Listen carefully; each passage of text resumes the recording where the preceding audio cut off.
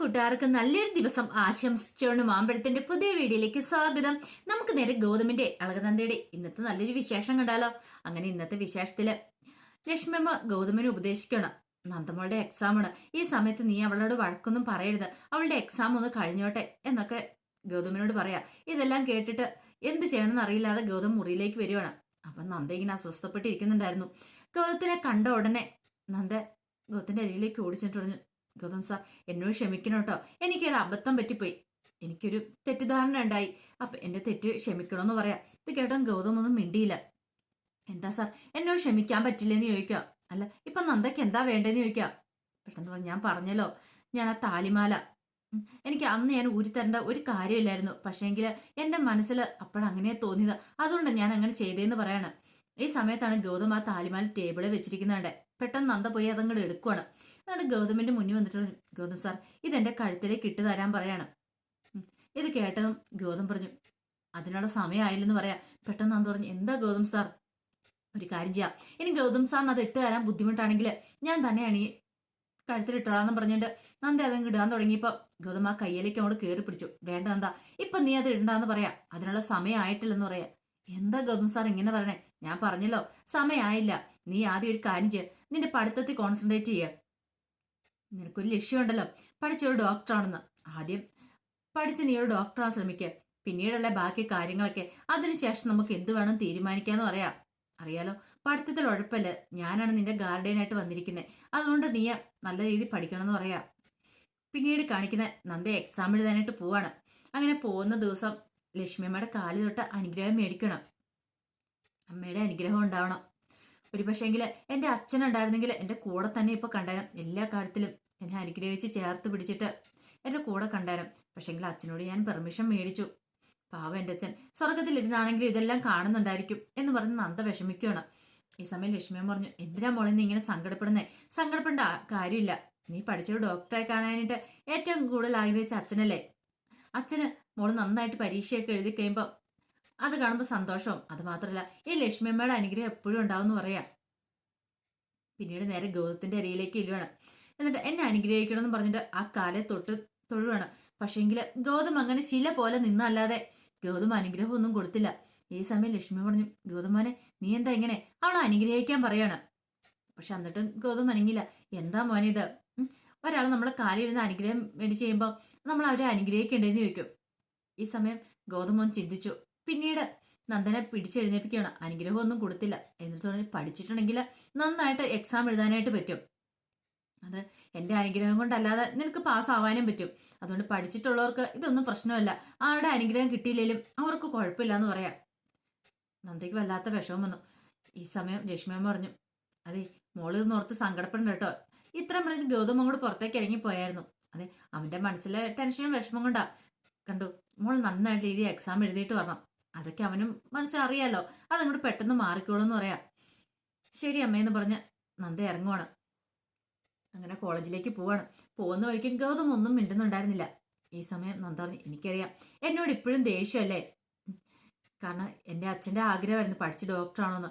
ഈ സമയത്ത് എൻ്റെ മനസ്സിൽ നല്ല ടെൻഷനുണ്ട്, എന്നാലും ഞാൻ പഠിച്ച ഡോക്ടറാവും എന്ന് പറയണേ.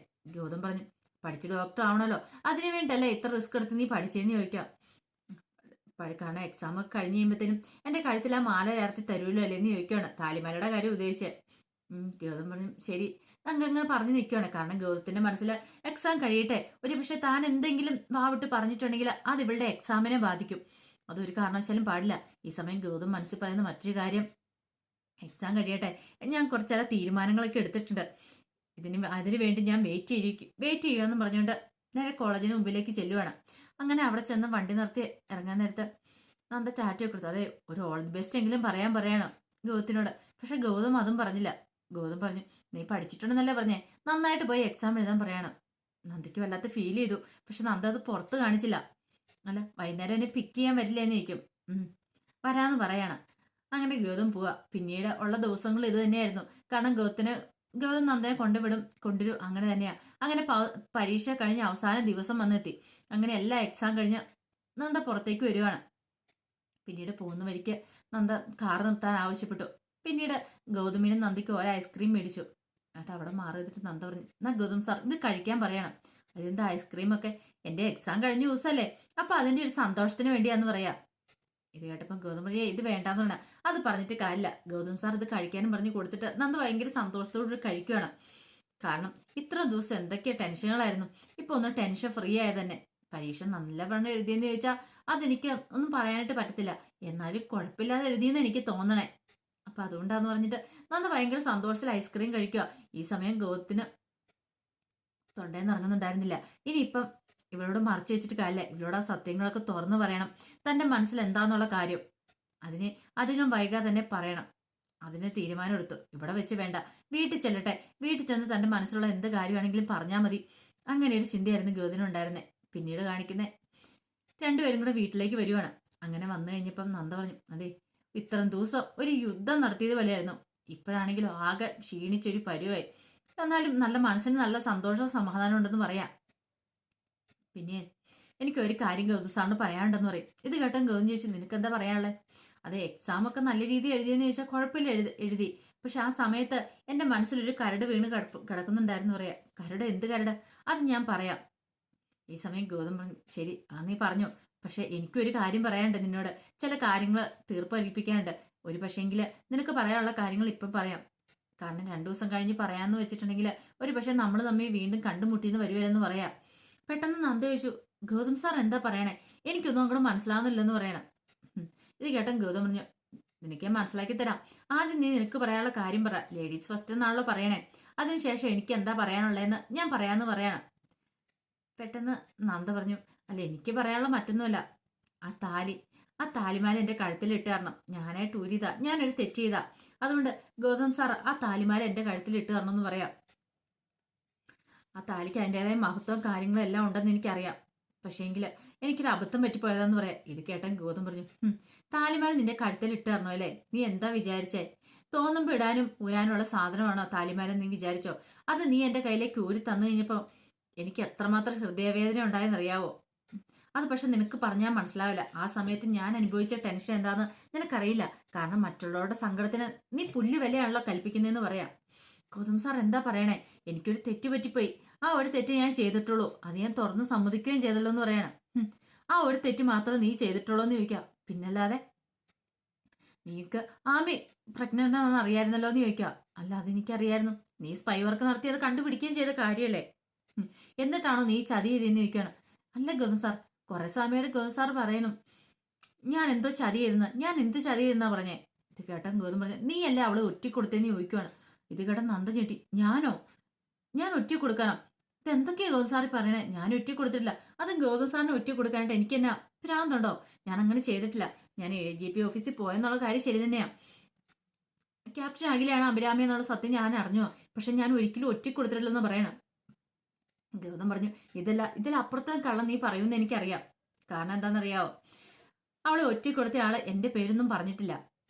കാരണം അവര് പിടിക്കപ്പെട്ടാൽ ഞാൻ സേഫ് ആയിരിക്കണം എന്ന് അവര് മനസ്സ് വിചാരിച്ചിട്ടുണ്ട്. അങ്ങനത്തെ ഒരു ഇൻഫർമേഷനാണ് കൊടുത്തിരിക്കുന്നത്. നിനക്ക് ഉറപ്പുണ്ട്? കാരണം അവർക്ക് കിട്ടിയ ഇൻഫർമേഷൻ അത് ആരാ ഇത് ഇട്ടെന്ന് അവർ ഒരു കാരണവശാലും പുറത്ത് തുറന്നു പറയില്ലെന്നുള്ളത്. ആ ഇൻഫർമേഷൻ നൽകി ആളെക്കുറിച്ച് വിവരങ്ങൾ പുറത്തു പറയില്ലെന്നുള്ളത്. അതുകൊണ്ട് ആ ഉറപ്പിന്മേലല്ലേ നീ എന്നെ ഒറ്റക്കൊടുത്തത്, എന്നെയല്ല അഭിരാമിനെ ഒറ്റക്കൊടുത്തതെന്ന് ചോദിക്കുകയാണ്. ഇത് കേട്ട് നന്ദ പറഞ്ഞില്ല സാർ, ഒരിക്കലും ഞാൻ അങ്ങനെ ചെയ്യില്ല. ഗൗതം സാറ് ചതിക്കുമെന്ന് തോന്നുന്നുണ്ടോ? ചതിക്കില്ലെന്ന് എനിക്കൊരു തോന്നലൊക്കെ ഉണ്ടായിരുന്നു. പിന്നെ നീ എന്നോട് ചതിച്ചു, ആ തെറ്റെനിക്ക് ഒരിക്കലും പൊറുക്കാൻ പറ്റുന്ന കാര്യമില്ല. അതുകൊണ്ട് നിന്റെ കഴുത്താൽ എനിക്ക് ഈ താലിമാല ഇനി അണിയിക്കാൻ പറ്റില്ലെന്നും പറഞ്ഞുകൊണ്ട് ഗൗതം ഇങ്ങോട്ട് ഇറങ്ങിപ്പോവാ. നന്ദയാണ് വല്ലാത്ത ടെൻഷനായി. ഇടിവെട്ടേറ്റ അവസ്ഥയിൽ നന്ദ നിൽക്കുവാണ്. ഇങ്ങനെ ഒരിക്കലും പ്രതീക്ഷിച്ച കാര്യമല്ലോ ഇങ്ങനെയൊക്കെ ചെയ്യുമെന്ന്. പിന്നീട് കാണിക്കുന്ന അർജുൻ കുളിയെ കഴിഞ്ഞവൻ തല തോർത്തുവാണ്. ഈ സമയത്ത് പിങ്കി അങ്ങോട്ട് കടന്നു വന്നു. പിങ്കി പറഞ്ഞതേ ഇതിങ്ങനെ വെച്ചോണ്ടിരിക്കില്ല, ഇപ്പോഴത്തെ പനിയാണ്, സൂക്ഷിക്കണമെന്ന് പറയാം. ഇത് കേട്ടോ അർജുൻ പറഞ്ഞു, എനിക്ക് പനിയാൻ നിന്നോടാരാ പറഞ്ഞേ? ഓ ഞാൻ ഈ മുറിയിൽ തന്നെയല്ലേ, എനിക്കതൊക്കെ മനസ്സിലാവെന്ന് പറയാം. അങ്ങനെയാണോ? നിനക്ക് മനസ്സിലാവില്ലേ? എനിക്കത് അറിയില്ലായിരുന്നു പിങ്കി എന്ന് പറയാം. കാരണം നീ എന്റെ കാര്യമൊന്നും ശ്രദ്ധിക്കാറില്ലോ. ഇത് കേട്ടപ്പോൾ പിങ്കി പറഞ്ഞു, എന്നാ ആര് പറഞ്ഞു? അർജുനല്ലേ എപ്പോഴും അർജുന്റെ ഏട്ടന്റെ കാര്യങ്ങൾ നോക്കിക്കിടക്കുന്ന എന്ന് പറയണം. അതായത് ഗൗതത്തിനെ നന്ദനെ ഉദ്ദേശിച്ച് പറഞ്ഞാണ്. ഇത് കേട്ടപ്പോൾ അർജുൻ പറഞ്ഞു, ശരിയാ, എനിക്ക് അവരുടെ കാര്യം അന്വേഷിക്കണം. കാരണം അവർക്കൊരു പ്രതിസന്ധി ഉണ്ടായിട്ടുണ്ടെങ്കിൽ അവർക്ക് താങ്ങായി നിൽക്കേണ്ട ആൾ ഞാനാണ്. അതുകൊണ്ടാണ് ഞാൻ അവരോടൊപ്പം നിൽക്കണേന്ന് പറയാം. ഇതിൻ്റെ ഇടയ്ക്ക് അർജുന് സ്വന്തം കാര്യം മറന്നു പോകുന്നു. അത് മാത്രമല്ല എന്റെ കാര്യങ്ങളൊന്നും അന്വേഷിക്കാറ് പോലും ഇല്ലെന്ന് പറയാം. ഇത് കേട്ടപ്പോൾ അർജുൻ പറഞ്ഞു, എന്താ പിന്നെ അങ്ങനെ പറഞ്ഞ്? അല്ല ഞാൻ പറഞ്ഞെന്നേ ഉള്ളൂ, അർജുൻ ഒരു മനസ്സിൽ വിചാരം ഉണ്ടായിരിക്കും, അർജുൻ ഇങ്ങനെ നടന്നാലും ഞാൻ അർജുന്റെ കാര്യങ്ങളൊന്നും അറിയുന്നില്ലെന്ന്. പക്ഷെങ്കിൽ അർജുന്റെ എല്ലാ കാര്യങ്ങളും എനിക്കറിയാന്ന് പറയാണ്.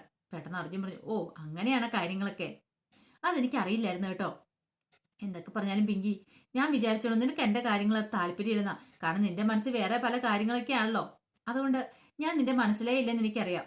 ഇനിയിപ്പോൾ അത് വെറുപ്പും കൂടെ ആയെന്നൊന്ന് മാത്രം പറഞ്ഞാൽ മതി എന്ന് പറയാണ്. ഇത് കേട്ടതും പിങ്കി ഒന്നും ഞെട്ടിപ്പോവാണ്.